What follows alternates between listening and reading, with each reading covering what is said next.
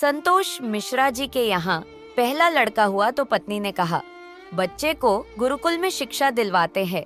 मैं सोच रही हूँ कि गुरुकुल में शिक्षा देकर उसे धर्म झाता पंडित योगी बनाऊंगी।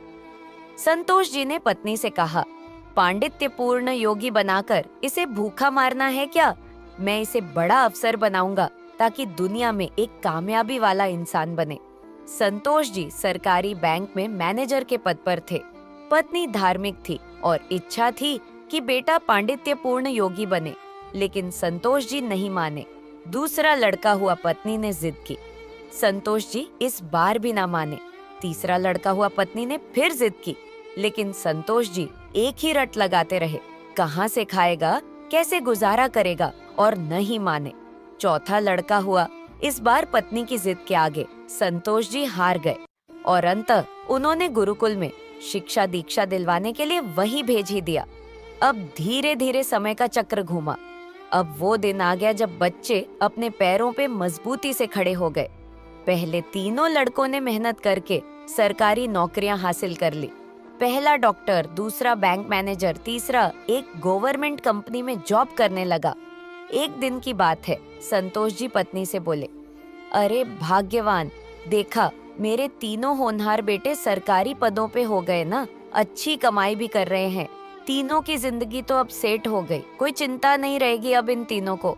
लेकिन अफसोस, मेरा सबसे छोटा बेटा गुरुकुल का आचार्य बनकर घर घर यज्ञ करवा रहा है, प्रवचन कर रहा है। जितना वह 6 महीने में कमाएगा उतना मेरा एक बेटा 1 महीने में कमा लेगा।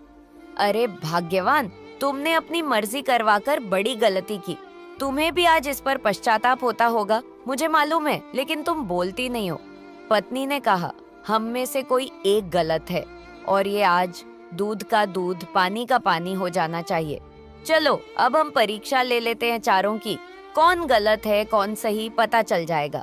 दूसरे दिन शाम के वक्त पत्नी ने बाल बिखरा, अपनी साड़ी का पल्लू फाड़कर और चेहरे पर 1-2 नाखून के निशान मारकर आंगन में बैठ गई और पतिदेव को अंदर कमरे में छिपा दिया। बड़ा बेटा आया, पूछा, मम्मी क्या हुआ? माँ ने जवाब दिया, तुम्हारे पापा ने मारा है। पहला बेटा बुढ़ा सठिया गया है क्या? कहाँ है, बुलाओ तो जरा। माँ ने कहा, नहीं है, बाहर गए हैं। पहला बेटा, आए तो मुझे बुला लेना, मैं कमरे में हूँ, मेरा खाना निकाल दो, मुझे भूख लगी है। ये कहकर कमरे में चला गया। दूसरा बेटा आया, पूछा तो माँ ने वही जवाब दिया, दूसरा बेटा, क्या पगला गए हैं इस बुढ़ापे में? उनसे कहना चुपचाप अपनी बची खुची गुजार ले। आए तो मुझे बुला लेना, और मैं खाना खाकर आया हूँ, सोना है मुझे। अगर आए तो मुझे अभी मत जगाना, सुबह खबर लेता हूँ उनकी। ये कहकर वो भी अपने कमरे में चला गया। तीसरा बेटा आया, पूछा तो आगब बूला हो गया। इस बुढ़ापे में अपनी औलादों के हाथ से जूते खाने वाले काम कर रहे हैं। इसने तो मर्यादा की सारी हदें पार कर दी। यह कर वह भी अपने कमरे में चला गया। संतोष जी अंदर बैठे बैठे सारी बातें सुन रहे थे। ऐसा लग रहा था कि जैसे उनके पैरों के नीचे से जमीन खिसक गई हो, और उनके आंसू नहीं रुक रहे थे। किस तरह इन बच्चों के लिए दिन रात मेहनत करके पाला पोसा, उनको बड़ा आदमी बनाया, जिसकी तमाम गलतियों को मैंने नजरअंदाज करके आगे बढ़ाया, और ये ऐसा बर्ताव अब तो बर्दाश्त ही नहीं हो रहा। इतने में चौथा बेटा घर में ओम ओम ओम करते हुए अंदर आया। माँ को इस हाल में देखा तो भागते हुए आया, पूछा तो माँ ने अब गंदे गंदे शब्दों में अपने पति को बुरा भला कहा। तो चौथे बेटे ने माँ का हाथ पकड़कर समझाया कि माँ, आप पिताजी की प्राण हो, वो आपके बिना अधूरे हैं। अगर पिताजी ने आपको कुछ कह दिया तो क्या हुआ? मैंने पिताजी को आज तक आपसे बदतमीजी से बात करते हुए नहीं देखा। वो आपसे हमेशा प्रेम से बातें करते थे। जिन्होंने इतनी सारी खुशियां दी, आज नाराजगी से पेश आए तो क्या हुआ? हो सकता है आज उनको किसी बात को लेकर चिंता रही हो ना हो। माँ, आपसे कहीं गलती जरूर हुई होगी। अरे माँ, पिताजी आपका कितना ख्याल रखते हैं। याद है ना आपको, 6 साल पहले जब आपका स्वास्थ्य ठीक नहीं था तो पिताजी ने कितने दिनों तक आपकी सेवा की थी। वही भोजन बनाते थे, घर का सारा काम करते थे, कपड़े धोते थे।